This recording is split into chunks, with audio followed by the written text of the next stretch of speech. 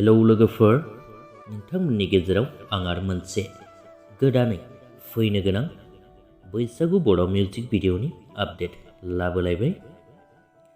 आसा खालामो नोंथांमोना भिडिअखौ जागायनायनिफ्राय लानानै जोबजासिम नायलांगोन।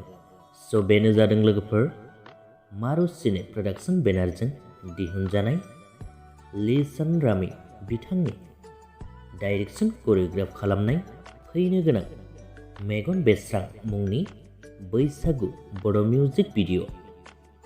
बे मिउजिक भिडिअआवनो गाहायै फाव खालामनाय नुनो मोनगोन नोंथांमोन बयजोंबो अनसायजाखानाय आरो बयबो मोजां मोनग्रा फावखुंग्रि गेमस्रि दैमारि, लोगोसेनो लिंसार बसुमतारी बिथांमोनहा बे मिउजिक भिडिअनि मेथाइखौ रोजाबदों।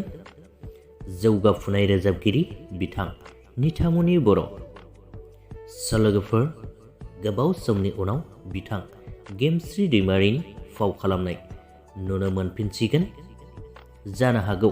बेनिखायनो नोंथांमोनाबो दायो गोबांथारानो नायनो थाखाय एक्साइटेड जाबाय जानांगौ।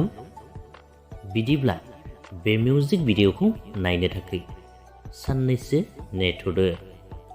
लोगोफोर, बेजों लोगोसेनो बे मिउजिक भिडिअनि आपडेटखौबो बेखिनियावनो दोनथ'बाय।